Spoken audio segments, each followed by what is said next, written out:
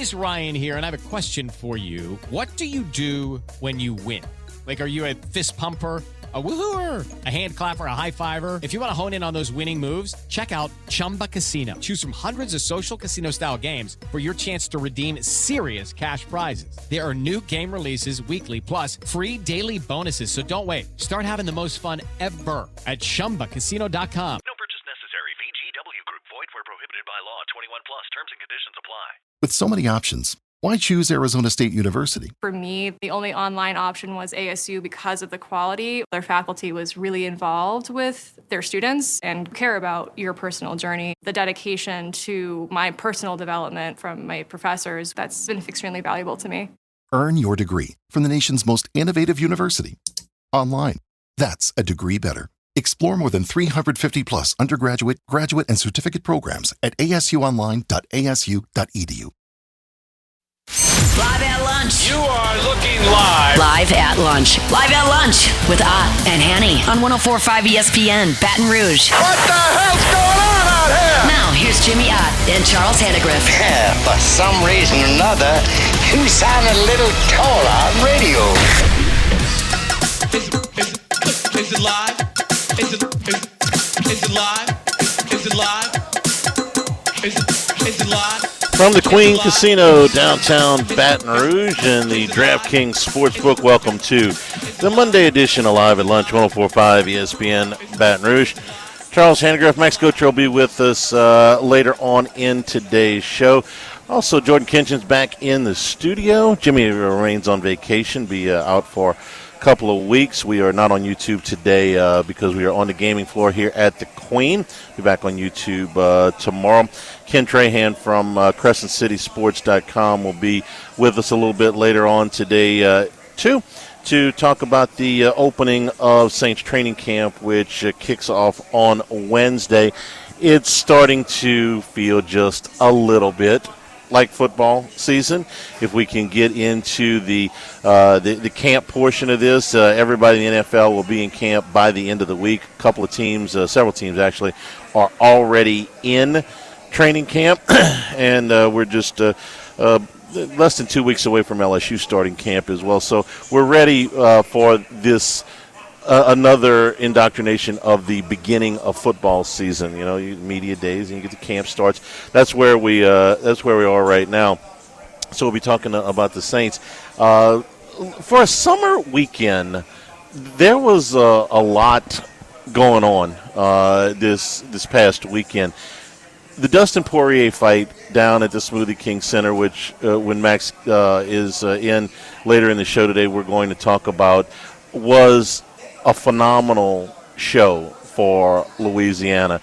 New Orleans, when it's right, can put on a sporting event like I think virtually no other city in the country. And I say that with Super Bowls for the proximity of everything that you want to get to. The people that cover the Super Bowl every year will tell you that having everything centrally located is a big deal, from the party, the food, the music. But there's something even more special about it when it involves a home team. Look, they put on Final Fours, they put on Super Bowls, All-Star games, WrestleMania, the whole deal. But this one had a really different feel to it. And I'm not a huge UFC guy. I watch some of the cards. I don't watch all of them. I'm far from an expert in the field. But this, and I've seen Poirier fight a number of times. But this was something that I wanted to watch. This was something that I bought at my house. I wasn't going down there, but I bought at my house to watch and, like, not throw a party. Just, I'm going to sit down and I'm going to watch this thing. And did from start to finish. And it was unique in that this was a hometown favorite who has almost universal acceptance. You poll 1,000 people in Louisiana that follow sports at all, okay? Not the people that don't know what MMA is or what UFC is, but 1,000 people. I don't know that you'd get 2 downvotes on Dustin Poirier from the beginnings of how he built himself up to the run that he's had to his record, which includes, not a record number of knockdowns, but a top 5 mark there. 2 wins over Conor McGregor, who at one time was the biggest name in the sport. To get to come back and do this in Louisiana, I thought was really unique because UFC hasn't been here in 10 years. And the first question that I wanted to ask, and we'll continue to ask, we'll get an answer on it soon enough, is when are you coming back? Because this had a very specific niche to it. The most legendary Louisiana native in this sport was calling it a career. And by the way, it was a great fight. Max Holloway won the fight, and I thought that the decision was correct. And somehow that didn't take away from the spectacle that was the celebration of the career of Dustin Poirier. And I got to tell you, that's rare. When it can even still be a loss, and everybody, at least as far as I could tell, you're watching on the broadcast, everybody's still in the arena. Everybody is waiting on the post-fight interview, which sometimes these things are, a lot of nonsense, and it's a lot of posturing and all that stuff. This was him really wanting to convey his appreciation to the sport, to Dana White, but to the people that had supported him throughout his career. And it seemed like everybody, nobody left, okay? Everybody was still there and this is a long card. This is something that starts, if you got there for the prelims, very early in the day as far as when it ended, which was well past midnight. And everybody was still there because they wanted to see him. They wanted to hear what he had to say. The Acadiana flag draped around his shoulders. I thought Holloway did a great job of saying, yeah, I won. I'm the BMF, but it's Poirier's night. And kind of stepped aside. And I thought that was a really cool thing to do because, let's be honest with you, MMA fighters are not known for deferring the spotlight if they can at all. So I thought that was really cool. As far as the fight itself, I thought that Holloway won the first 2 rounds, and I thought he won the 5th round. I thought that the 3rd round was very close, probably a slight edge to Poirier there, and I thought the 4th round was really close, probably a slight edge to Holloway there, but I thought the fight was really won in the 2nd round, and it was the best round of the fight by far because Holloway was able to knock him down, and Poirier for 2 minutes basically was in a survival mode. And I'm sitting there going, is this how he goes out? Is he going to be able to recover from this? And then the most exciting probably 90 seconds of the entire fight is the last 90 seconds, 90 to 100 seconds of the 2nd round. Because not only does Poirier get up, not only does he survive, but he goes on the offensive. And it was the only time in the fight that I thought that he really had Holloway hurt in that last minute to 70 seconds or so of the 2nd round. And I also thought if he would have had another 30 to 45 seconds, I thought he... Hey, it's Ryan Seacrest. Life comes at you fast, which is why it's important to find some time to relax. A little you time. Enter Chumba Casino. With no download required, you can jump on anytime, anywhere for the chance to redeem some serious prizes. So treat yourself with Chumba Casino and play over 100 online casino-style games, all for free. Go to ChumbaCasino.com to collect your free welcome bonus. Sponsored by Chumba Casino. No purchase necessary. VGW Group. Void where prohibited by law. 21 plus. Terms and conditions apply. Might have been able to finish him. He was on top. He was delivering those big blows, the big forearm shots. And I thought, I don't want to say the bell saved Holloway necessarily. I don't know for sure how it would have gone with another 45 seconds. But I thought that Poirier, that was his best chance to win the fight because if he was going to win it on points, he was going to have to really control the last 3 rounds. And that just didn't seem possible. It didn't seem likely at that point the way Holloway was boxing. But I thought he had a chance to finish him there. And if it had gone another 45 seconds, I would have been interested to see if Holloway would have been able to survive that because Poirier was really, laying some big licks to him. Now, once once Holloway got the break in between rounds, I thought he recovered nicely. I still thought Poirier won the third round, but I didn't think he won it he didn't dominate the third round. I just thought he had a slight edge in the third round, and then I thought the fight kind of swung back to Holloway slightly in the fourth, and I thought Holloway really controlled the fifth round. Didn't dominate it as much as he had maybe at the end of the first, beginning of the second, but I thought he really controlled that part of the fight. And he got the decision, and he should have got the decision. This was in no way a controversial decision. It was a little bit disappointing, obviously, because everybody that was there, I think, unless Holloway had family there, wanted Poirier to win. But I thought the decision was right. But again, it was every now and then your team or your fighter or your golfer loses, and you finish the event and you go, you know what? I'm bummed my guy didn't win. I'm bummed my team didn't win. But that was hella entertaining. I got my money's worth on Saturday night. These guys put on a show. This was not one of these boring dance around. They went out and they went after it. And like I said, for me, who's not, like I said, I don't make it a point to watch every UFC card. I know that there's a lot of people that do. The sport's extremely popular. I will go to a UFC pay-per-view or get it at my house when there's something compelling, okay? And this was compelling. This was something that I wanted to see. And it was it met every expectation for me. So I don't lead with MMA very often, but I thought this was a unique event and worthy of everything that they hyped up to it. People that went, that I talked to, said it was a phenomenal atmosphere. And I'm anxious to see how soon UFC returns to New Orleans and if they can carry that kind of main event that doesn't include somebody that is a favorite son here locally. We'll get those answers in due time. We're at the DraftKings Sportsbook. It wasn't the only thing that happened this weekend. Scotty Scheffler winning at the Open.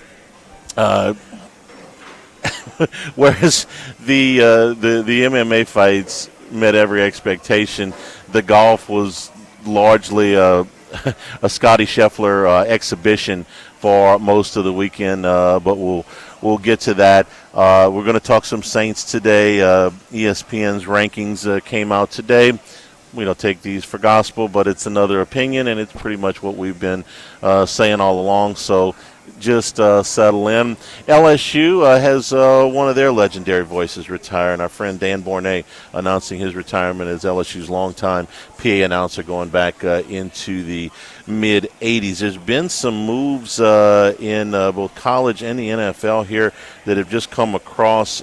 Chris Paul is heading back to the Clippers, and former BYU quarterback Jake Retzlaff, we talked about him last week, that it's unusual to have a free agent quarterback with starting experience at this point in the calendar.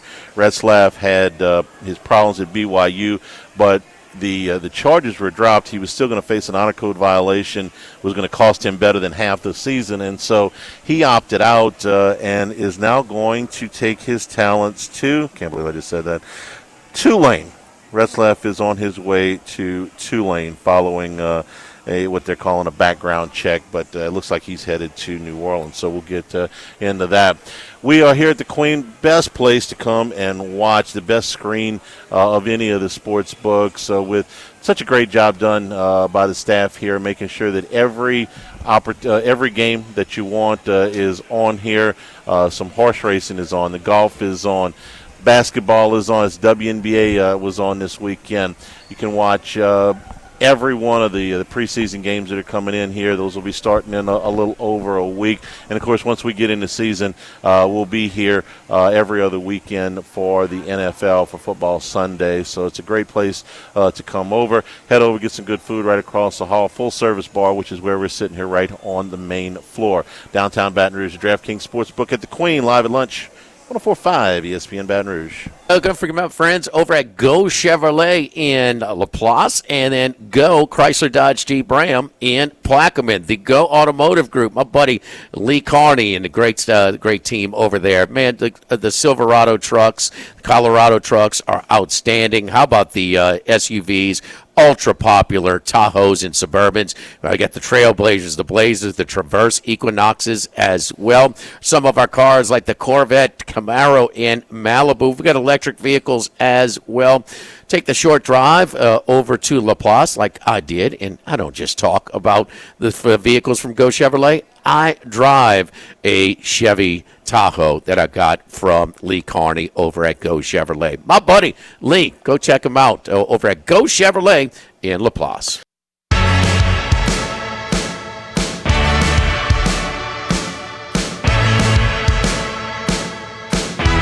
Live at lunch with Ott and Hanny from the Queen Casino on 104.5 ESPN Baton Rouge. Remember, the show's available on demand, LouisianaSports.net, 1045ESPN.com. Max Gotro, fresh off of his vacation. I noticed yours was a lot shorter than Jimmy's, but hope you had a nice time. Play a little golf out in Arizona. I couldn't have made it much longer, I will say. We're getting in 106-degree heat when you're consuming some beverages. It's hard to stay hydrated for that long, so I don't think I can make it 2 or 3 weeks like Jimmy's going to make it. Okay, you could have went in. It's a lot cooler where he is. You could have gone anywhere. You decided to go to Arizona. I love Arizona, but in July, you guys didn't think about going somewhere cooler to play golf? Well, this is a bachelor trip, so okay, I'm going to go where the bachelor says we go. Hey, look, that's perfectly reasonable explanation. It was a good trip. It was a lot of fun. So. You got a chance to see the main card at UFC, and I want your thoughts on.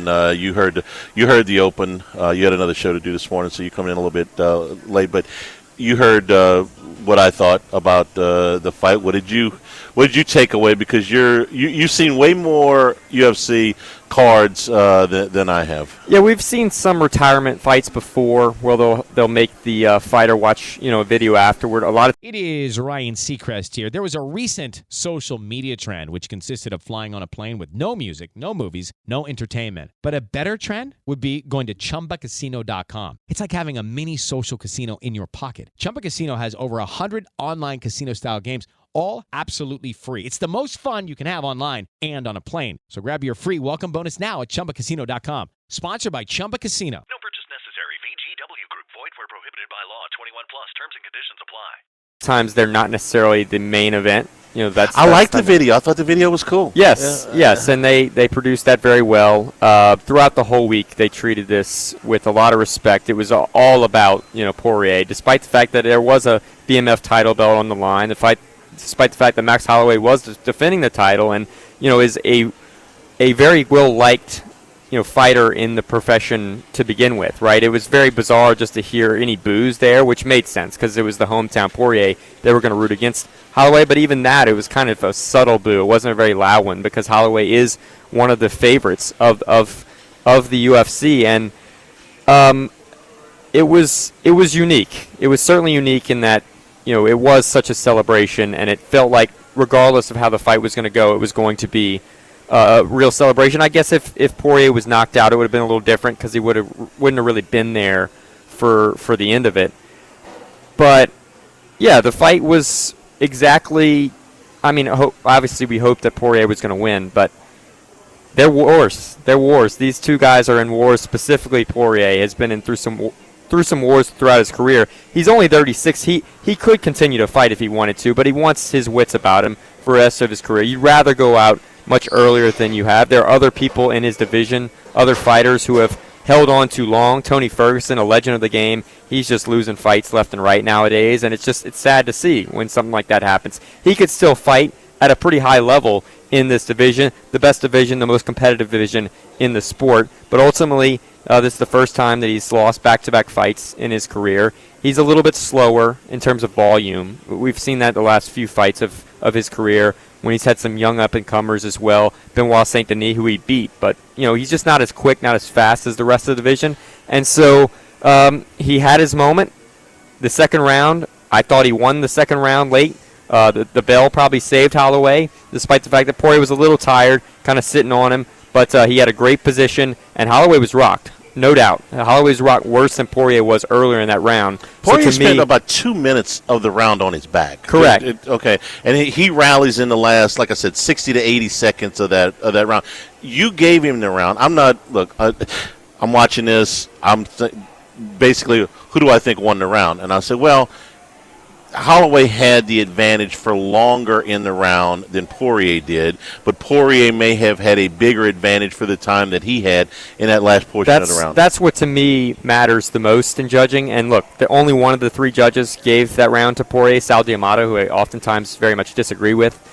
To me, it's the more significant strikes. They grade significant strikes. There's a stat for that, but they're not all created equal. And if you knock somebody silly, if their cobwebs are going and it feels like the fight could be decided, that's more significant than someone kind of dominating for 3 rounds. We see a lot of times fights get stolen late, especially when you're sort of saved by that final horn, which they didn't even hear. Both the fighters said you could see sort of on the TV broadcast, there were like 2 seconds after the bell where they were still kind of just laying on top of each other, not really realized that the round was over. So, yeah, I thought Poirier won round 2. I thought round 4 was questionable. Maybe could have gone to Poirier as well. 2 of the judges did give him round 4. 3 was maybe close. I thought 3 and 4 were kind of a little bit of a coin flip. I gave round 3 to Poirier and round 4 to Holloway, but it was close. There was a very, very narrow path where this could have been a split decision where one of the judges gave him rounds 2 through 4. Because you could technically have seen Poirier winning the 3 of those rounds. 49-46 was fair. 48-47 was fair. I know Poirier said he thought it was a little closer than that. But ultimately, it was a great celebration to a warrior, a champion. I know he didn't get that, exclusive, undisputed title belt. He held the interim title at one point in the division. But he's been in some great fights. He is a BMF, even if he didn't win the title. So what's his legacy? I'm trying to put an analogy together. Best golf, since we're going to talk about golf here in a minute, and football in the second hour, I promise. The best golfer to not win a major, or the great player that wasn't on a title team, the Jim Kelly or the Charles Barkley. I don't know if any of that's accurate. What's his legacy? How will you remember Poirier? And try to take the Louisiana part out of it. I'm just talking about the fighter part of it. I think just someone who'd been in wars. UFC fans love the guys who are always in the wars. I don't see nobody dancing out there. No, and it's very much like, what kind of fights were you in? Do we remember all your fights? Can you point out this fight and that fight, all the legends you fought? He fought some great fighters. He beat Conor McGregor 2 out of 3 times, right? He beat Holloway 2 out of 3 times. Yeah. Don't forget that. He won the trilogy already before this fight even started. So he's been against some legends in this division. Like I said, the best division in the sport for quite a few years now, maybe over a decade at this point. And had some title opportunities. The wrestling typically got to him. Fought Habib, had a chance, didn't win that fight. Same thing with Islam Makhachev more recently, but Charles Oliveira as well. So he's been in some very significant fights. That's what he'll be remembered by. And he was a gracious winner and a gracious loser, and so people liked him. He was a fan favorite who was in some wars, and I think that's what he'll be remembered by. You might kind of even forget that he didn't really win a title, because like I said, he did have an interim title belt at one point, so it's kind of complicated there. But maybe didn't hold the title of the division for much at all. But was there a point in his career where he deserved a title shot and didn't get one? He pretty much got one. I mean, I would say later in his career he probably got more than he deserved some, but just it kind of worked right timing-wise. Sometimes you can get a title shot just based on who's available. They just want to keep the title belt active, and so I thought the Islam Makhachev fight kind of fell right into his hands, where he just come off of one win after having the title belt before, beat Benoit Saint Denis as a pretty significant underdog in that fight, and next thing you know, had another shot at the title. But he's a legend of the sport. Everyone you talk to says he's a genuine dude, big in terms of charity work around Lafayette, and also is going to have some business, acumen. I think we're not going to see him disappear from the UFC as well. He's had some commentary duties, and I think he'll continue to do that. Take it from somebody who's from not terribly far from there. Lafayette will wrap their arms around their heroes, and I expect to see Poirier pretty active and pretty visible, even in his retirement. And I'll say that, as gracious as he was, a real fighter by all imagination, like grew up a fighter. You could just sense the fighting roots in him. genuine fan of the sport, from beginning to end. Just to give you an idea, very intricate detail that you might notice, always pulls up his shorts during the fight. I did notice that, and I'd seen him do that before. He can never shake that habit. He also kept shooting for guillotine, which he tried in the second round, which would have been electric if he finished his career with a guillotine, which he never finished with a guillotine choke. He always shoots ghillie. He jokes about it. Never really got the finish with that submission attempt, but just a genuine fighter in that he grew up basically fighting. I mean, he had a rough go of it, as a child, and has humbled himself and made himself into one of the fan favorites of the sport. All right, to wrap up the topic, let's talk about New Orleans. It had been 10 years since UFC had been there. This was an overwhelming success by any measure. Will they be back in a certainly shorter period of time in 10 years, but what's a reasonable amount of time before they come back, and can New Orleans carry a championship card without there being a local element to it? I think they might not get a pay-per-view anytime soon. I think you'll see some more fight nights. We see these smaller scale fight nights that happen basically every Saturday.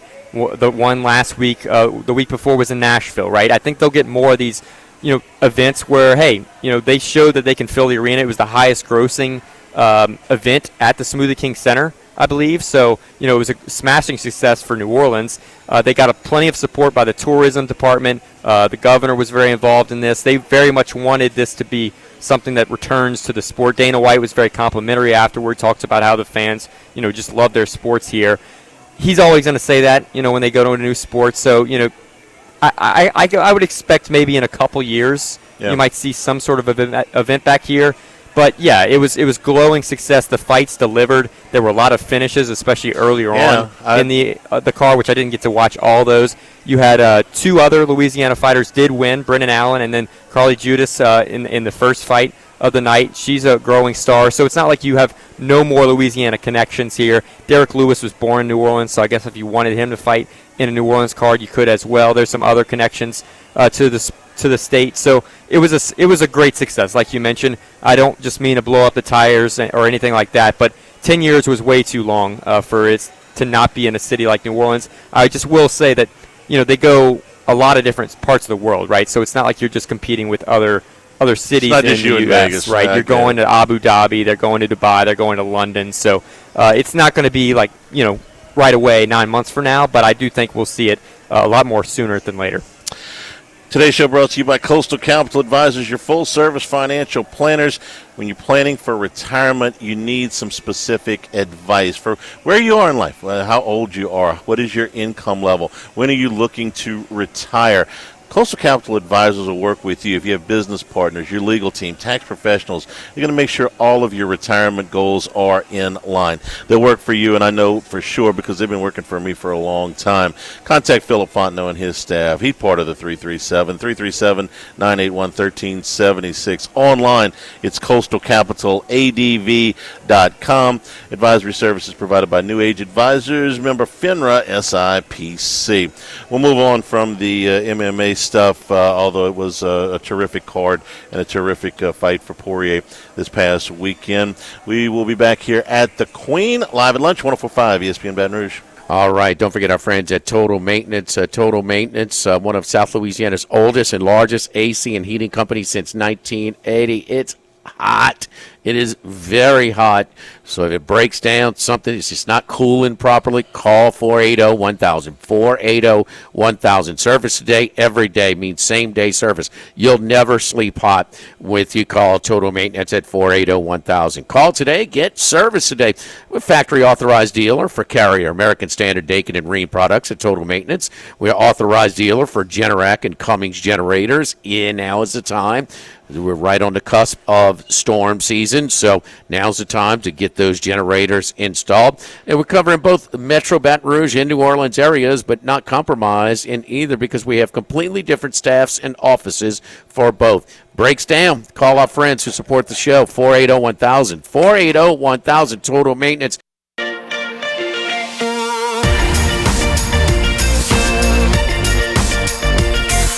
Live at lunch with Otten Hanny from the Queen Casino on 104.5 ESPN Baton Rouge. And return here at the DraftKings Sportsbook at the Queen, downtown Baton Rouge. Scotty Scheffler won the Open this weekend. Max, we look with our consensus picks. I thought we had a decent run. We had Matt Fitzpatrick, who finished in the top 5. Had Robert McIntyre, who finished in the top 10. Russell Henley was a consensus pick. He finished in the top 10.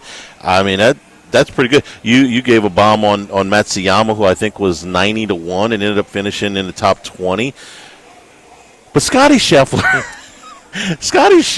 just completely skews the entire field. I said this a couple of months ago when he won the PGA, and I'll say it again. Scotty Scheffler is fantastic to watch if you appreciate history. My wife looked at me yesterday. She's like, he's winning by 7 strokes. Why are you watching? And I'm like, because I like to see greatness, okay? When there's a great player in anything, I want to watch. I want to say, hey, look, I was watching I was there when this happened. So I wanted to watch. But he's taking so much of the drama out of this, man. And she said this. She's like, if he wasn't in there, you got like 5 golfers at one point. This is somewhere around hole 6 yesterday. Like 5 other golfers that are all 10 under par. Would have been a great tournament. If I was like, if he gets arrested today, we got a hell of a finish here. He's so good, and he's so calm. And even yesterday when he makes a double bogey, you don't feel like. The only bogey he made, the only hole he played over par on the weekend was the double bogey yesterday on the front. I think it was number 7. 8. Yeah. Number 8, okay. There's not even any drama there. They're not going to catch him. And he comes right back, and he rights himself, and he's fine the rest of the day. And so it's another coronation. I enjoy watching great players, and so I enjoyed that part. But, man, he's made it very difficult for golf wagerers. And if you don't ever wager on golf, you just like to watch golf, that's fine. But he's taking the drama out of a lot of this stuff, man, because when he's dialed in, forget about it. Yeah, and what's crazy is, putting was his weakness last year. It's been his weakness, in this almost 3-year run now of being pretty much the best player in the world. Without a whole lot of dispute, I guess earlier on in that 3-year run, you made some arguments for Rory or Bryson or whoever, but he has been a great putter this year. I mean, he won this week on the putter. He was one of the best putters. I think he actually was the best putter in the field for anyone who made the cut. You want the stat? You get the stat inside of 10 feet? What do you think? He had 63 putts in 10 feet or inside of 10 feet this week. Missed 1? 4. Riley Herbst from 2311 Racing here, and you know what grinds my gears? Waiting for coffee. But instead of counting frappes and lattes, I fire up Chumba Casino. No apps, no fuss, just fun social casino games to pass the time. By the time my coffee's ready, order for Riley. I've already taken a few victory laps. Next time you're stuck waiting, make it entertaining. Play for free at ChumbaCasino.com. Let's Chumba. Sponsored by Chumba Casino. No purchase necessary. VGW Group. Void where prohibited by law. 21 plus. Terms and conditions apply. Okay. 59 of 63 from inside 10 feet. Yeah. That's. I don't even play, and I know that's good. And what's crazy is he looked a little frustrated last week at the Scottish. It was one of the reasons why his odds were a little bit higher. I mean, he was 5-1 plus 550 in spots at the start of the week, which is, I mean, he was still the favorite. That's still pretty low, but relative to him, where we've seen him go off a whole lot lower, it felt like there was some question, at least, of his links experience. On and around the greens, he didn't have the best record. He was getting a little animated on the greens last week at the Scottish, but he putted the lights out, and when he can turn that on, and he's done that a little bit this year, watch out, because he's the best approach player in the world. His iron play is insane. I guess you could make a case for Hovland. I mean, Morikawa is not quite at that level anymore. Xander Schauffele's up there right now with his iron play, but he even dipped a little bit with his driver. We saw him getting some problems, some bunkers and whatnot, but he made like back-to-back 15-footers for par right before that double bogey. That would seem like the most animated he was the whole time. The par saves, yeah, absolutely. I mean, those pars can be massive, and if he dropped a couple of strokes before that double bogey, we would have had a bit of a more interesting tournament. But it just never feels in doubt when he has the lead. Even when he's like tied for the lead going into Saturday, it feels like, okay, this is probably one that Scottie Scheffler puts away, and we just haven't seen anything like that since Tiger. I know Scottie called the comparisons to Tiger a bit silly. There was a stat on the graphic on the show where he has the exact number of days that Tiger Woods had between major wins 1 and 4. Yeah. So he's on a similar track record, obviously a lot older than Tiger was when he had won his 4 majors. But what he's been able to do without so far any injury, despite a very unique sort of swing, he had a slight back injury back in college at Texas. But he's been healthy other than, I guess, the start of the year. I forget that, but, when he sliced his hand with the raviolis, that kind of set him back. Christmas, yeah. I mean, maybe he'd have more than 4 wins at this point if not for that, because that did set him back to start the season.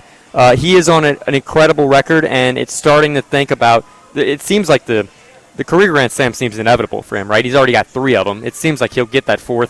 The U.S. Open fits him absolutely. Like, he should definitely be able to win a U.S. Open. I alone can prevent him from winning the career Grand Slam. All I got to do is do what I did this year, which is bet on him at the U.S. Open. I'm the only person on the planet can prevent Scottie Scheffler from winning the career Grand Slam. But didn't it feel when Jordan Spieth won the Open in 2017, it was his 3rd major in 3 years. He had won the Masters and the U.S. Open back-to-back in 15. When he won it in 17, and he was, I want to say, 23 at the time-ish, didn't it feel like it was inevitable for Spieth? It did, but that's golf, right? Because I feel the same way you do. This guy's going to win a U.S. Open. He's probably going to win more than one. But I also felt that way about Spieth. So Spieth had done it he had a very quick ascent. He won earlier than pretty much anyone had in quite some time on the PGA Tour. Scottie, it took him a little while to actually get his first win on the PGA Tour. Both had really good success, good college careers. Spieth maybe a little bit higher in terms of immediate college success. But Spieth just won right away.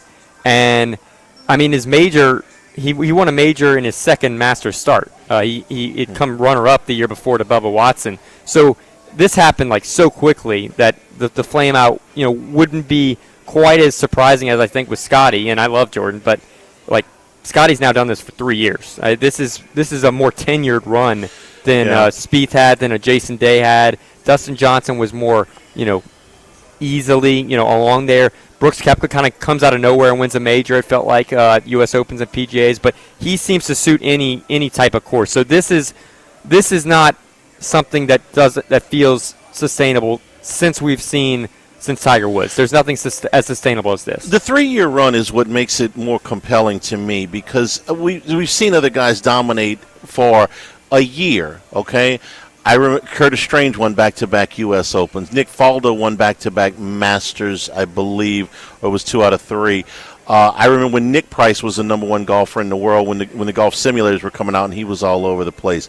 Mark O'Meara won 2 majors in a year. Vijay Singh won 2 majors in I want to say an 18-month period. So we've seen a lot of that. Tom Watson, there's a lot of guys. This 3-year run, though, and Watson, I shouldn't have put Watson in there because Watson had a much longer run than that. But this 3-year run that he's on is not better than Tiger's best 3-year run or Jack's best 3-year run. But it's damn close. And we've got a bad habit, and I'm as guilty of this as anybody, of when we compare current players to players from the past, we always compare them against the absolute best they were, okay? So Scottie's best 3-year run he's on probably lines up more with the second best 3-year run of Tiger or Jack. So it ain't quite there. It's not when Tiger won 4 consecutive majors, okay? It's not that. But the second best 3-year run that Tiger had, it's right on line with from 2002 to 2005. It's right on line with that. So this is rare, what we're seeing. And it does feel like the Grand Slam is inevitable. Felt that way with Rory. Took a minute.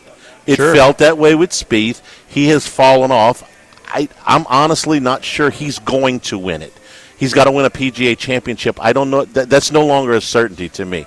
Scheffler seems like a certainty to win the U.S. Open. But I'm going down this list of guys that it had to seem like. I'm going to take the 6 guys that won or the 5 guys that won in the first half of the century, and take them off the list. But Arnold Palmer had to seem like Palmer was king of the sport at one point. Tom Watson, who I mentioned, Lee Trevino, Ray Floyd, and then Phil Mickelson won the Open later in his career. I never felt like a career Grand Slam was inevitable for Phil because he won the Open so late in his it was past his prime. But really. He'd already been so close at so many U.S. Opens. I expected him to win the U.S. Open. I never thought he would win on a links course, and he did one time. So I never felt like we were on the wait for Phil to win it. But I did feel like that for Spieth. I did feel like that for Roy, and I certainly feel like that for Scheffler. Yeah, I mean, Brooks Koepka's got 5 majors. Scotty's only got 4, but he Koepka was doing it at the same courses. Koepka doesn't have 3 different ones, just though. U.S. Opens and PGAs to his name. Yeah, but Scotty seems to fit almost any golf course, and this was the one question, right, just based on his links track record, was the Open Championship, for whatever reason, had not been as successful. Typically struggles a little bit more on slower greens, but like I said, he's putted outstanding. Jordan actually had some interesting post-round comments and kind of compared him to Nikola Jokic in that he's a superstar that doesn't want the superstar attention, and so he kind of comes under the radar a little bit. He's not Tiger in terms of the brand, right? If you're a sports fan, Scotty Scheffler is just probably another great golfer to you, right? He doesn't embrace the spotlight. He's a family guy. You're a big golf guy. Does that bother you? It doesn't completely. I mean, that's up to Scotty. I mean, he's a family guy. He even made some comments earlier this week where he almost suggested that he would retire from the game early if it meant he needed to take care of things back home. And I think that's genuine. I mean, he and Ted Scott, who's from Lafayette, are very, very much based on their faith and family and stuff like that. So I don't think it was quite as significant of a comment as people made it out to be. I think it's very simple as, look, I have bigger things in life than golf. But yeah, I'm very good at it, and I'm also he's competitive at it. Don't get me wrong, but he's not someone who's going to go out of his way to get some new sponsorship deal or anything like that. I saw some of the backlash against what Jordan said, on the weekend, and I thought it was completely wrong. I didn't think that what Spieth said was critical of him at all. No, he was pointing out, and I would make this comparison. You look at the career numbers and the career accomplishments for Shaquille O'Neal and Tim Duncan, okay? Very, very comparable as far as number of MVPs and finals and points and all-star game appearances and all that. And Shaquille was bigger than life. He was on – his endorsements were far-ranging. He's in tons of businesses. He immediately went into broadcasting when his career was over. I ain't seen Duncan except – when he was an assistant on the Spurs bench since he retired, and that's fine. That does not reduce Tim Duncan in any way from one of the top 10 players of all time just because he didn't put his name on every cereal box. And I feel the same way about Scheffler. He doesn't have to be transcendent as far as his global brand. He's just the best golfer on the planet. No doubt. And you said it was a little bit boring, and it was. I mean, it was a dead giveaway he was going to win. And I will say there's a difference. He is enough of a superstar you want to watch his greatness. If you're a golf fan like myself, Brian Harman winning by 6 strokes didn't really get me going. I could have turned that off easily. Scotty Scheffler winning, I was watching down the stretch. I wanted to see how it was. He got emotional going up 18. Just watching greatness, that was different.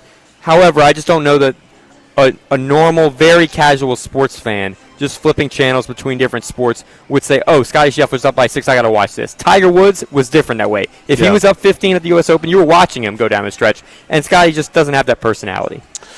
Brought to you by Louisiana Health and Injury Centers, helping you deal with pain. Dr. Michael Goff and his staff have done a great job for our family over the years. So if you've got neck problems, you got back problems, you're having a hard time getting around, an old injury flaring up, let them target those problem areas, get you to feeling better, whether it's an exercise or stretching program, whether it's dry needle, electric nerve stimulation, cryo, ultrasound therapy, or any of the techniques that they use, going to get you to feeling better, get you on about your way.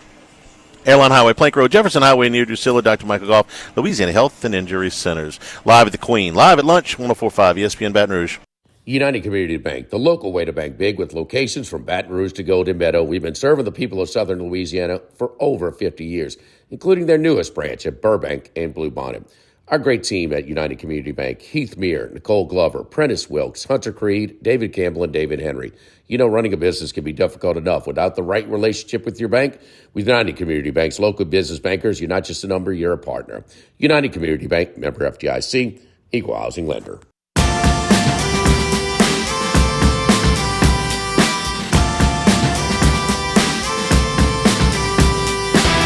Lunch with Otten Hanny from the Queen Casino on 104.5 ESPN, Baton Rouge. Told you at the top of the show, Tulane has brought in Jake Retzlaff late of BYU. I would think he's going to be the starting quarterback. They had Donovan Leary and Caden Samozna in spring ball. Not only did neither one of them lock the job down, they brought in Brendan Sullivan from Iowa. You remember him from Iowa? I don't. He started 3 games over there. Yeah, he kind of gave the offense a bit of a boost later in the season, a dual threat guy. But, the most passing yards he had in a game was like 150-something. Yeah. So I think this is a thing where, hey, look, give John Sumrall credit. You go out there and you had quarterback problem coming out of spring. You brought another transfer. You don't really know.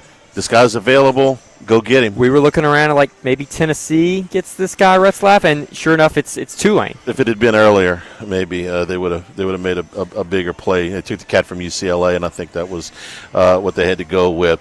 Hour number 2 straight ahead. The Saints getting ready for training camp. Live at the Queen. Live at lunch. 104.5 ESPN Baton Rouge. Live at Lunch with Otten Hanny from the Queen Casino on 104.5 ESPN, Baton Rouge. And the DraftKings Sportsbook here at the Queen right on the Mississippi. And this coming here this morning just reminds me that I'm, like most of you, ready for football. You're seeing some highlights and some of the shows and everything on the big screen. We'll be spending roughly half of our football Sundays here at the Queen for another year. Looking forward to it because they do such a great job. This screen is second to none. If you've ever been in here on a weekend, an NFL Sunday or a college football Saturday, you know that they're going to have every significant game in your field of vision. We have those the Sundays that drive me and Jimmy crazy, Max, when they give us 8 games at noon and 2 games at 3 o'clock or something like that. All 8 games going to be here where you can see them. And of course, the Saints on the big screen a lot, or they'll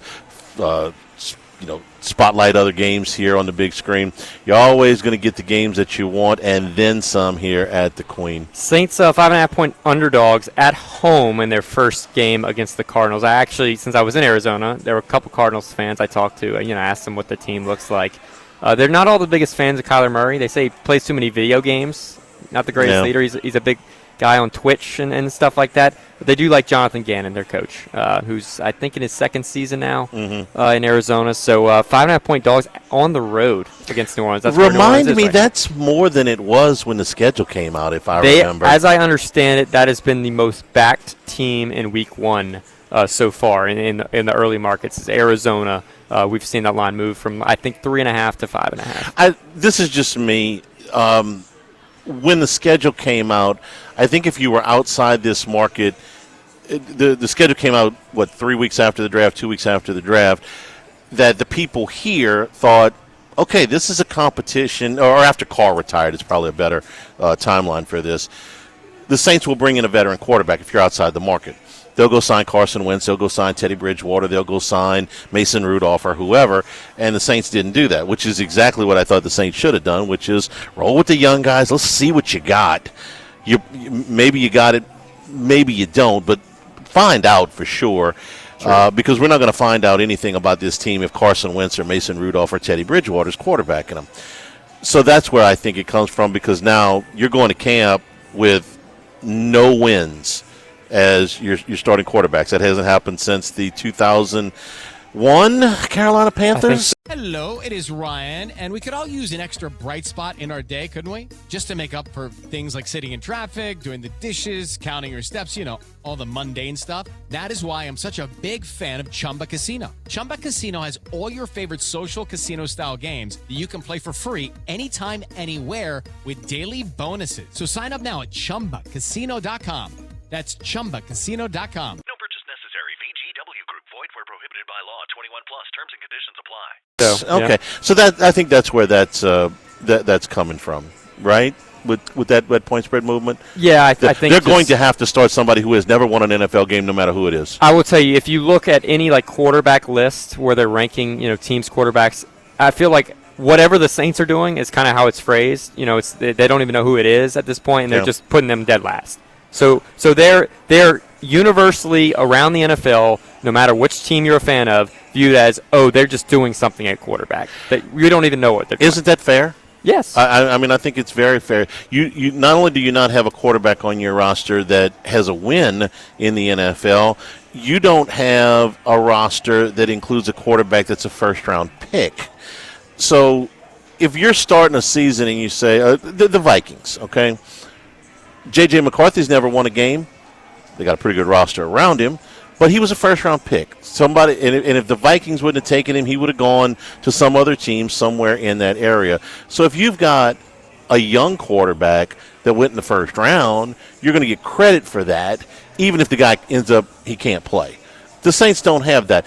Tyler Shook is an interesting prospect, but nobody thinks he's a can't miss. I think I'm hopeful, but I can't tell you that guy's going to be good. I hope he is.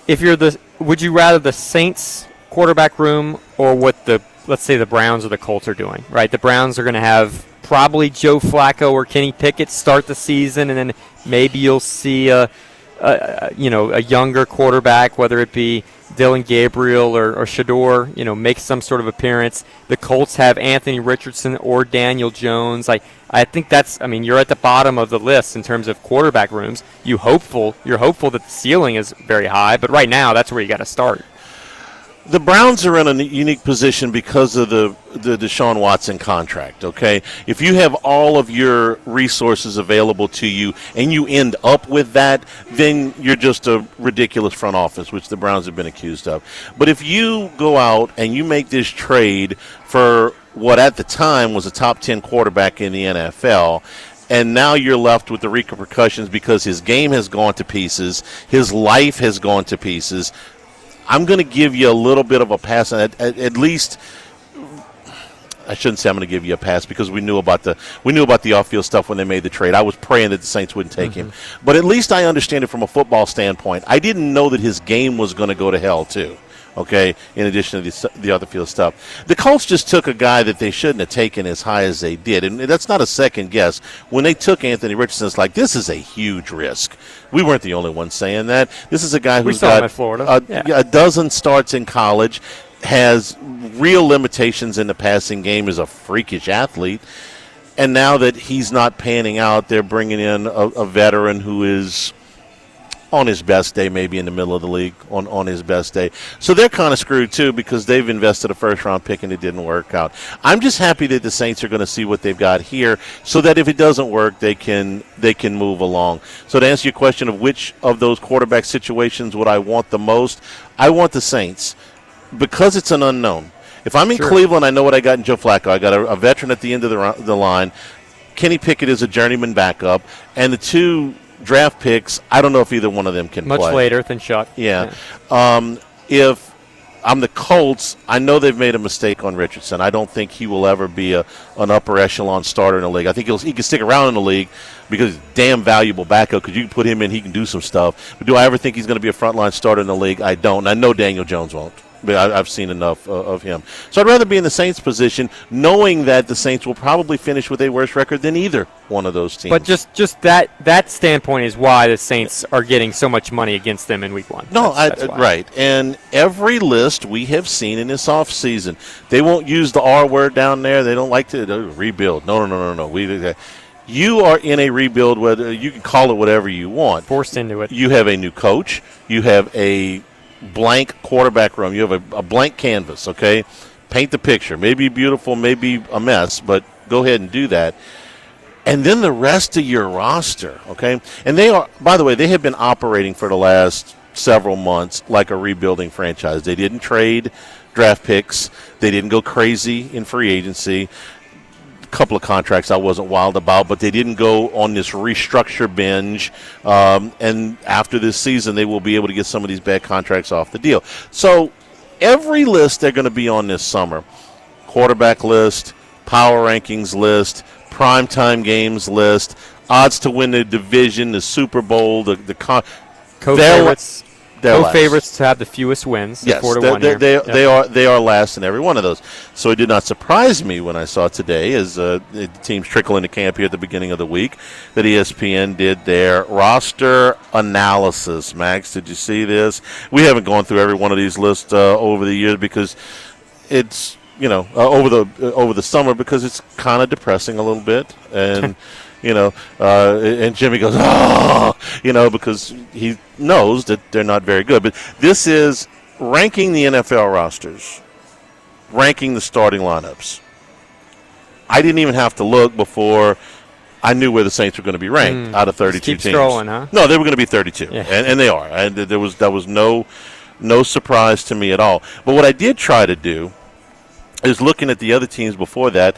They had 4 categories: biggest strength, biggest weakness, X factor, and non-starter to know.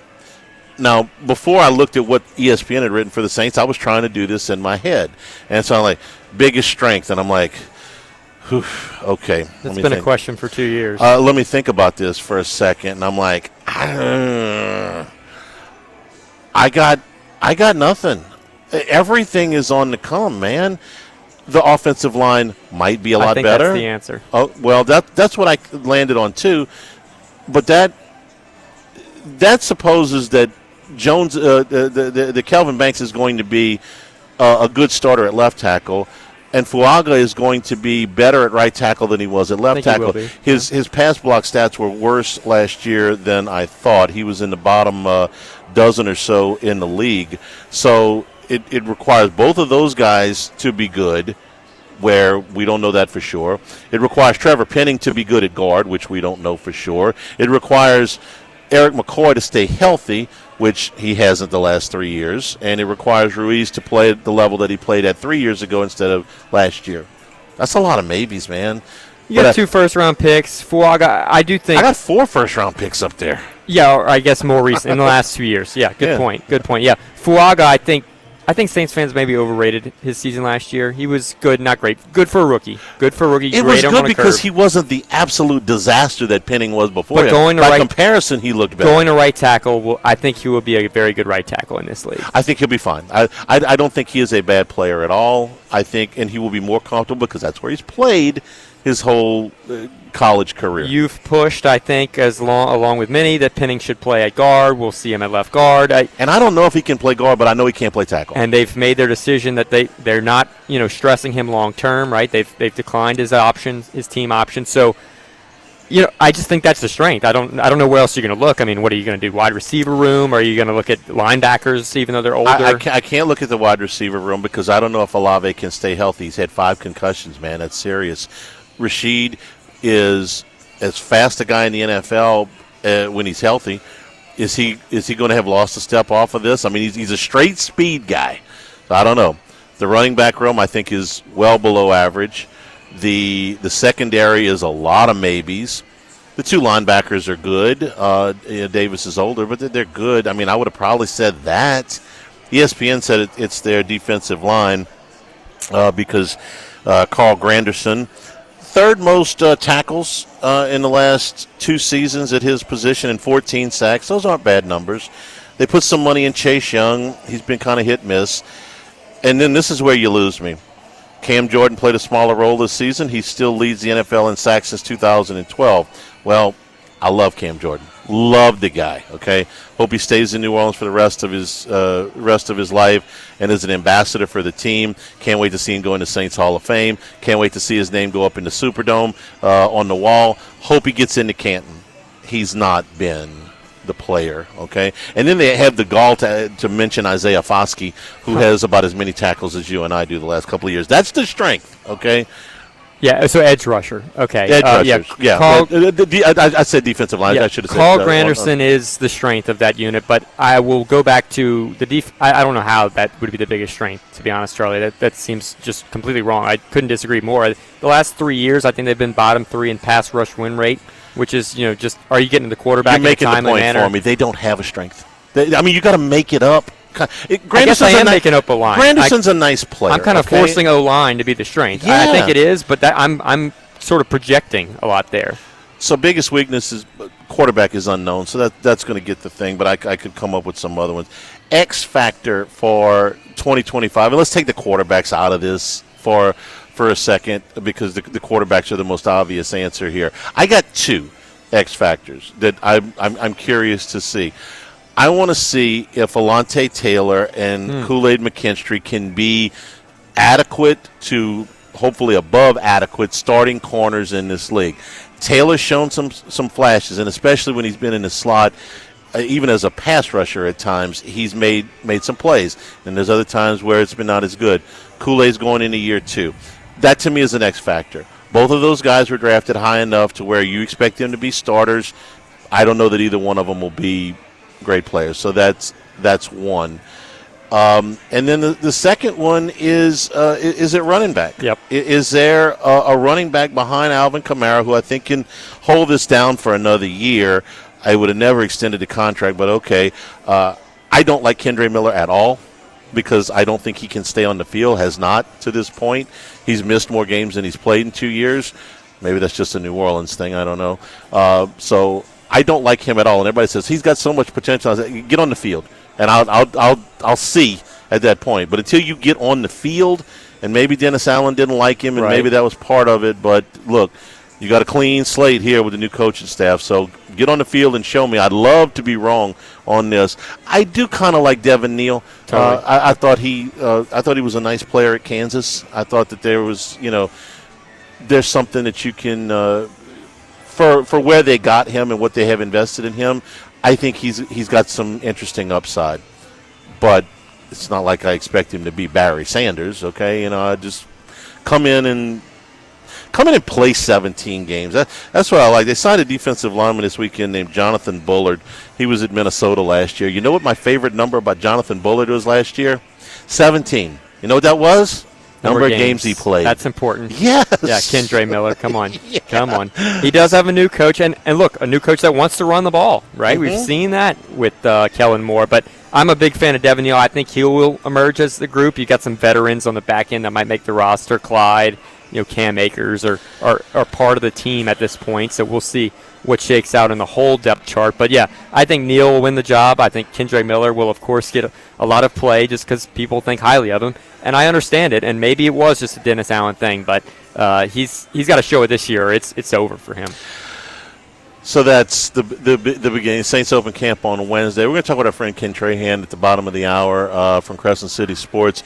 We'll get his thoughts on the team going in. We are brought to you by the Thibodaux Store and the Pierre Part Store. The Thibodaux Store, 900 St. Patrick Highway in Thibodaux, and online, thethibodeauxstore.com.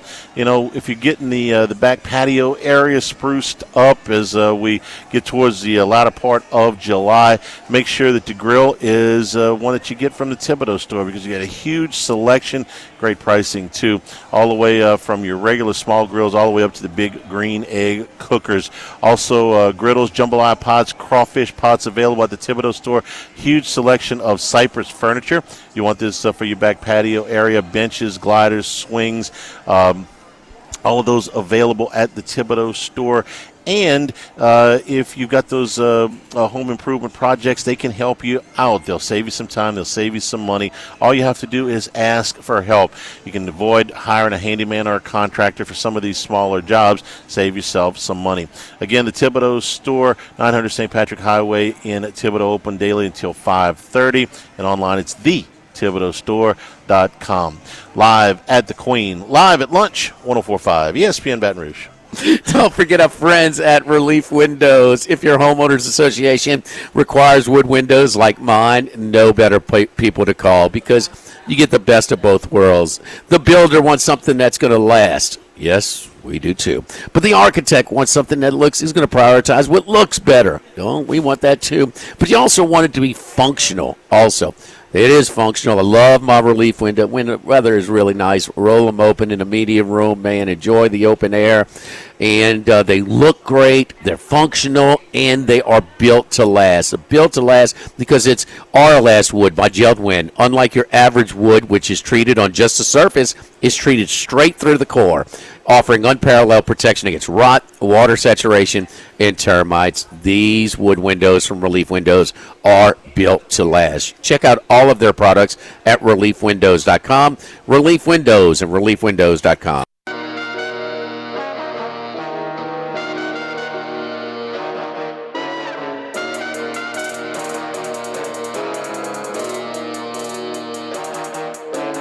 Live at Lunch with Otten Hanny from the Queen Casino on 104.5 ESPN Baton Rouge.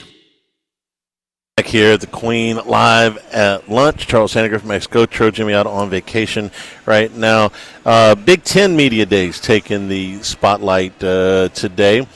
And they do their predictions right there at the beginning. So Penn State is picked to win the Big Ten. Ohio State's still in the league, right? Yeah. I didn't miss that. Penn State. I'm giving you this because bracing for even more of the Penn State love. We're about a week and a half away from the polls, maybe 2 weeks away from the polls coming out. Phil Steele's got Penn State number 1 in the country, right? In his power poll, yeah. In his power poll.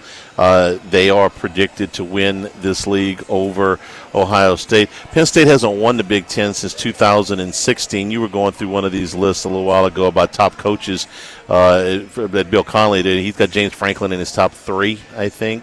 Fourth, okay. Top 5. Is this too big of a jump? This is a lot of faith in look, Franklin's a fine coach. I know he's struggled in the big games, but his overall record is fine. This is on Drew Allar. That's where this is coming from. And we've seen Allar in the draft pick prognostications anywhere from the top 5 all the way down to the bottom of the first round. At times, you see the talent. Certainly the physical tools are there. And at times, you see him go absolutely to pieces, as he did, in the postseason last year. So this is a big bet on him. But Michigan is down a little bit. They're still kind of in the post-Harbaugh transition. And Ohio State's got the national championship hangover. And they certainly lost, a good portion of that team. This feels like if there's another team that, besides LSU, that's if not now win, it's got to be Penn State, right? It's got to be. I mean, this is there.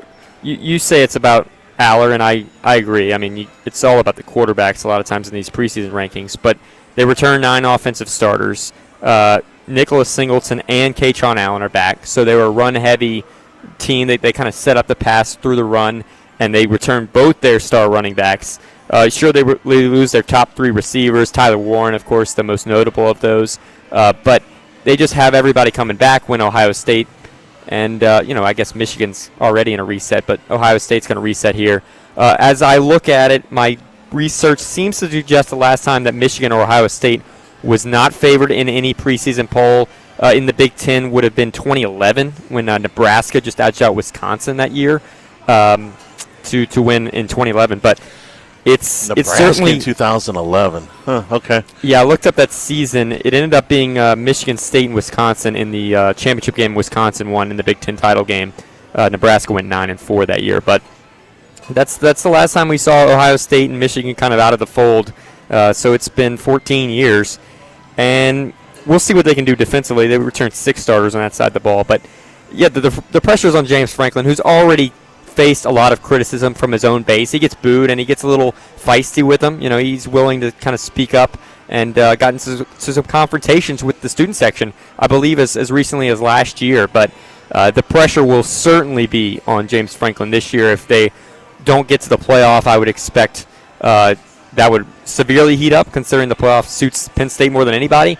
But even if they lose in the first round, I think the pressure would be very real there. I think Franklin's a good coach. Is he a great coach? No, probably not.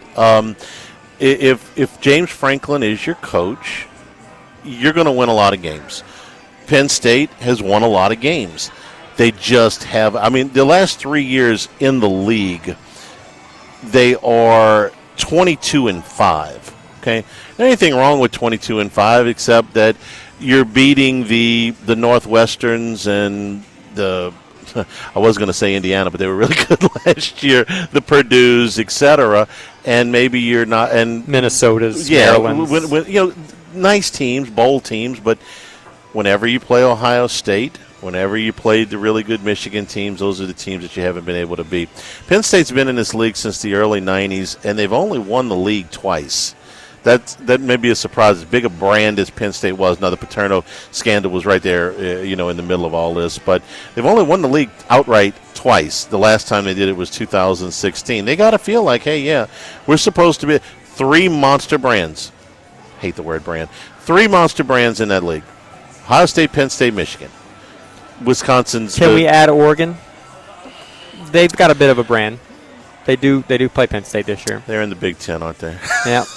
It's odd. The original. What about USC? I just did it again. Yeah, USC a brand? USC and Oregon, yes, they are huge brands. Yes.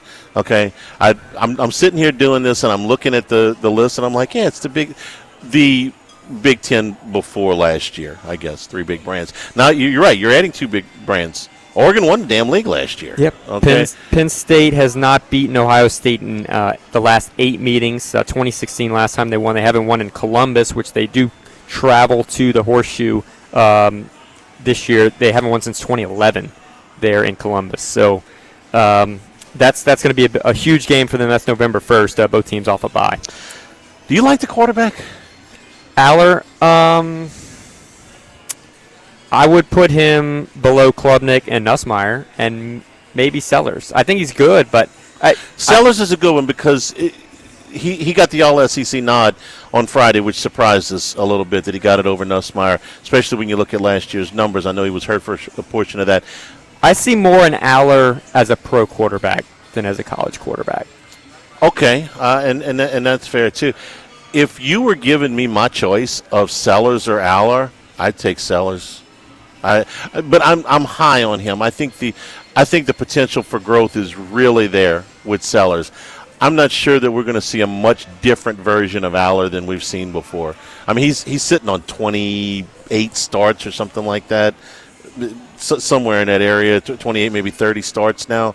I don't know that he's going to make a gigantic jump. I think Sellers has got a lot more ceiling to him. Now, at the next level, Aller looks like, he's got the arm. He's got the You're not going to ask him to run as much sure. at that area. We'll take a break. We come back here. Ken Trahan from CrescentCitySports.com. Talk about the opening of Saints Camp, which is on Wednesday. Live at the Queen, live at lunch. 104.5 ESPN Baton Rouge. Oh, don't forget our friends over here, Workbox and Workbox Services. My buddy Martin Padial, and expanding. That's right, their newest location at Workbox. And the second office, which extends our coverage all the way down to the Gulf Coast, through New Orleans and Baton Rouge, all the way to Lake Charles. Of course, shipping containers of all sizes, you name it, for residential or commercial use as well. 8x8, 8x10, 8x20, 8x40 feet, you name it. You want a tool storage container for your job site? No problem. Custom lunchroom? No problem. Customize it, part office, part storage, dual purpose? No problem.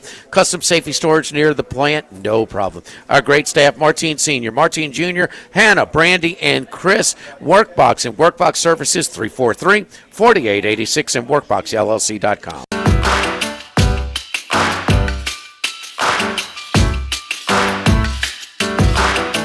At lunch with Otten Hanny from the Queen Casino on 104.5 ESPN Baton Rouge.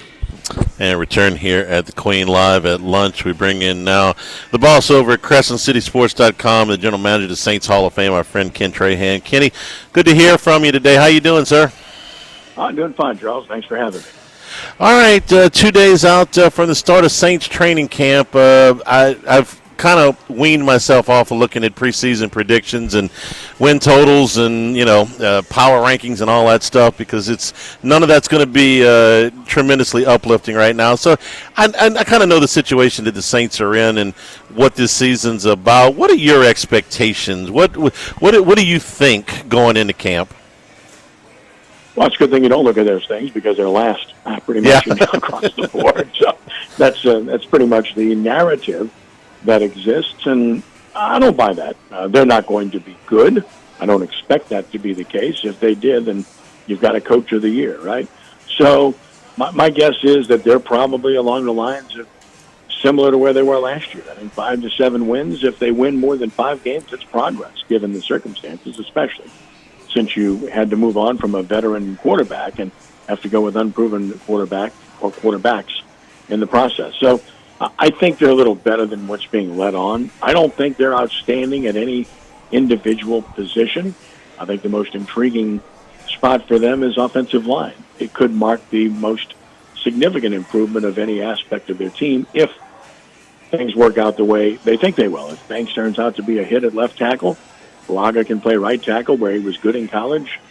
And then, of course, you move Trevor Penning inside to guard, and all of a sudden you've got yourself a bigger, physical offensive line. And Lord knows what you want to do is run the football to take pressure off of young quarterbacks. So I think that's probably the most intriguing area is their offensive line. If they are what they think they can be, then I think they're a better team than people think they will be. The task for Kellen Moore is to find the quarterback and see if he, whoever that he may be, is the quarterback of the future. How do you see the quarterback race, if we're going to use that word, as we start camp, where none of these guys have won in the NFL? They've all got some talent.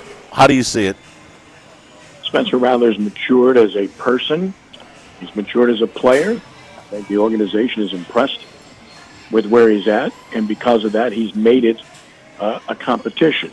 That said, I think it's Tyler Shuck's job to lose. He was their investment, and it was an investment of this coach, not the previous coach. And they just gave him a fully guaranteed contract, which they've never done in the second round. And for the 40th pick overall, that's pretty new territory as well, which gives you some sort of perspective as to how they feel about him. They're fully invested in him, and they want him to succeed and believe he can, which is why they've made that investment. Therefore, my guess is right now Shuck's got the edge. I would not rule out Rattler. He has, as mentioned, matured significantly, and he's looked good throughout the course of the offseason and in the off-season training activities, which we've seen in minicamp. So is it a competition? Yes, I think so. Will the rookie eventually win it? I think so. The only way he won't is if he falls flat, and I do not expect that to be the case. Since you brought up the contract, I was interested because you're right. This is the first time the Saints have ever done this for a second-round pick with it fully guaranteed. But the Union is in a wrestling match with the teams now to get all of these second-round picks, fully guaranteed contracts, and they're making some progress there. But I did think the roster bonuses were interesting because it means that there's a significant upside to Shook's contract if he performs in the way that they would like him to perform. You read anything into the bonuses? Yeah, I think there's always something to read into it when you're looking at what the bonuses are reflected by. What are the benchmarks that have to be met? I think that's always what you'd like to study. So, well, first and foremost, he has to get on the field. So there's that. He's got to be the starter. And beyond that, the performance levels are clearly something that you look at from the standpoint of what he can make and what he cannot make. So, look, the guy's done all the right things off the field. Shook's been a very impressive young man. Handled himself extremely well. He's a very positive guy. He's something to look at. He's a big guy. And, you know, that catches your eye right away is how massive he is. He's just a huge guy. He's 6'5", legit. And he's not light either. So, and he's a pretty good athlete for his size. All those things compute in your mind, or at least in your mind's eye. What he can do on the field, hey, that remains to be seen. He played in a lot of different places on the college level. What I do like is that he's older. I think the guys that are older are typically the ones that are having success, right? Joe Burrow wasn't young. Jaden Daniels wasn't young. Bo Nix wasn't young. These are older guys. When they stepped in, they were more prepared than their younger counterparts. And we've seen who their younger counterparts are, and those guys take a longer time to become who they're going to be. I think the older guys are closer to being the finished product, and I do like that about it. How do you feel about the secondary, particularly at corner, where they're asking Kool-Aid McKinstry to take a big step? They're asking for more consistency out of Alontae Taylor, and there's some younger players, and Quincy Riley in particularly, that have some upside to them. How do you feel about the corners? Well, I think it's probably the biggest question mark of the team and the biggest concern of the team, because you're moving Taylor back to space on the outside from the inside. You're asking McKinstry to step up and be that number 2 guy in his second year. And what do you have beyond that? Nothing that's proven. So you can't have enough corners. That's the oldest axiom in football. Last year they went in, they had 4 guys. They had a Debo, and of course they had Lattimore to go along with these two, and that was a strong point of the team. Now it would be considered the weak point in all likelihood, because if you don't have guys that can cover, you can't cover that up. Sure, you can play zone, but you better have a pass rush. They can't cover for very long. So I think that's the biggest concern. I really do. And I'm not sure what else they have. They're hoping Riley pans out. They got Isaac Yanum back. We'll see.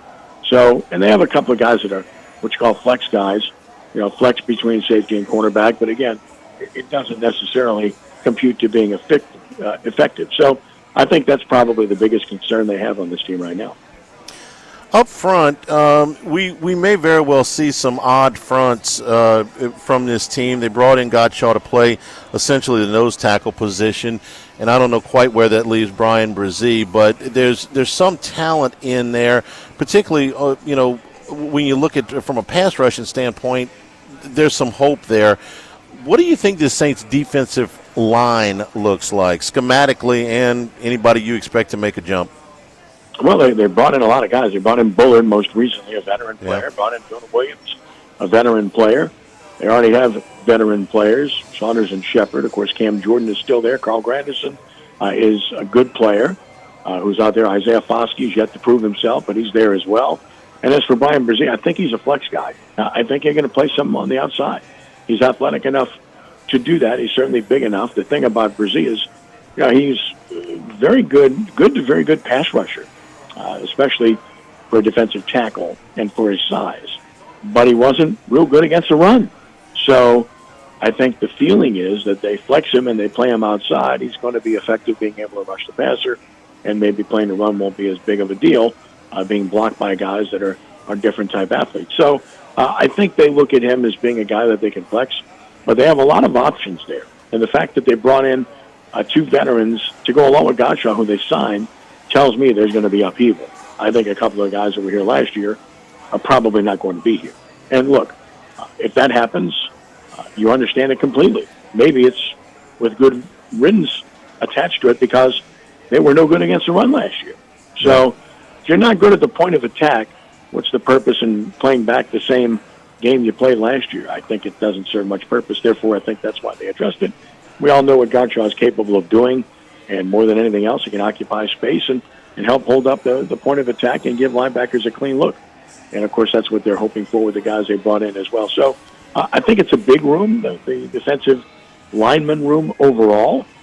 But I do think that they're probably better. Chase Young, I didn't mention, of course, was re-signed, and he might be the most talented of the bunch. So I think they feel okay about their defensive line. I really do.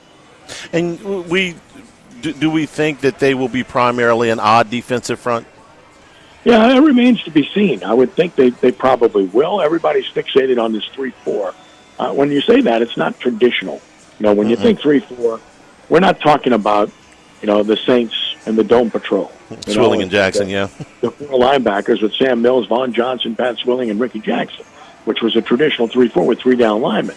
We're talking about odd fronts where you'll have three guys down, but you have two guys in rush end positions that are, what you call hybrid guys that are like, they could be described as linebackers or defensive ends. So, yeah, I think it's going to be a different look. I think that's pretty clear based upon the type of players they brought in. And more than that, they've really tried to shore up their bulk at the point of attack. I think that's obvious with the guys they brought in. They want to get bigger. Look, they drafted Broughton as well, out of Texas, and they're counting on him. So I think there's going to be a lot of changes there. You're going to get a lot of different looks. The one thing about Brandon Staley, look, Dennis Allen was a good defensive coordinator. He just wasn't a good head coach. Brandon Staley might be the same way. He's a proven good defensive coordinator. He just wasn't an effective head coach. So you've got a guy, though, that's been a head coach, aside from being a coordinator, running your defense. And that's pretty cool, and I think that's effective, and I think that's beneficial. So whatever they line up in, I have confidence they'll play to their strengths. And I think that's the biggest thing of all is play to your strength. Don't try to fit a square peg into a round hole. If you've got more and better defensive linemen than you have linebackers, then utilize those. If the reverse is true, then utilize those. Play to your talent level and don't try to play to your scheme. Ken Trahan from Crescent City Sports is our guest.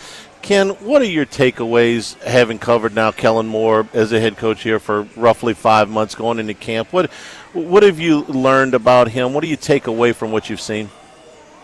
I like him. I think he's very low-key guy, nice person. He's analytical, and I think you're seeing more and more of that with a younger breed of head coaches in the NFL. What I really like about him is that he was a quarterback. And I've always maintained that quarterbacks make for the best head coaches. Why? Because they have the most responsibility. They take in the most, they must absorb the most, and they must produce the most, too, from that position.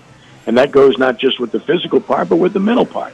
And on top of that, to take it a step further, guys that were backup quarterbacks are even more, I think, accentuated to be good head coaches, because their job was to study everything. Their job was to relay information. Their job was to be on headset all the time, to be prepared to come in when necessary. I think they serve really great purposes as being those guys. We have the best example of all, Sean Payton, who was a backup quarterback. But on top of that, you got Doug Nussmeier, another guy who was a backup quarterback. He's a good quarterbacks coach. I like the offensive mindset. I like the background. I like his age. Now let's see if he can coach. I think he's got a pretty good staff. Ken, we appreciate it. Looking forward to getting things started here in a couple of days, and we always appreciate your time. CrescentCitySports.com. You guys do a great job all the way across Crescent City. Thank you so much, and we'll catch up with you soon. Thank you, Charlie. Appreciate the time. And we will take a break, come back and wrap things up here live at the DraftKings Sportsbook at the Queen Casino, live at lunch, 104.5 ESPN Baton Rouge.